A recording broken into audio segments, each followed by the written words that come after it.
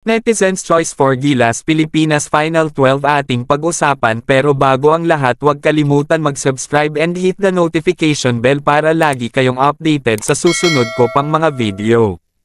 Nilinaw ng Samahang Basketball ng Pilipinas SBP na gagawin ng Gilas Pilipinas ang pag-unveil ng kanilang final roster para sa FIBA World Cup sa ika-23 ng Agosto. Pero syempre, mahirap para sa mga Gilas diehard fans na maupo at maghintay para sa lahat ng mahalagang anunsyo, kaya ang News 5 ay sumulong at gumawa ng online checklist ng 16-man pool ng Gilas upang matulungan ang mga tao na nananabik ng malaman kung sino ang Final 12.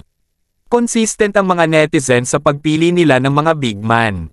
Para sa kanila, sina Junmar Fajardo, Kai Soto, who's recently been cleared to play, AJ Edo, and Jepeth Aguilar are untouchable. Consistent din ang mga netizens pagdating kay Thirdy Ravena. Ang 26 anyos na combo guard ay nakatanggap ng 0 check sa poll.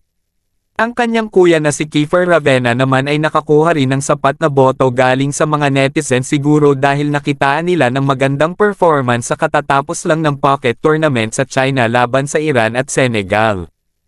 Siyempre, ang NBA star na si Jordan Clarkson ay isang mainstay para sa mga netizens. Gayon din, tinitingnan din nila ang kombinasyon ng haba at athleticism ni Jamie Malonzo bilang isang napakahalagang asset. Kasama sa mga ito bilang Gilas lock ng netizens sina Dwight Ramos at Renz Abondo. Kung titingnan ang mga resulta, tila sina RR Pogoy, Chris Newsome, Bobby Ray Parks Jr., at Aftana ay nakikipaglaban para sa huling pwesto.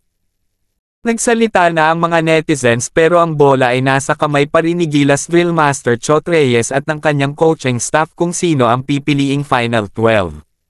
Ang malaking bahagi ng kanilang desisyon ay ibabatay sa mga huling tune-up game ng Gilas laban sa Montenegro, Mexico at Ivory Coast.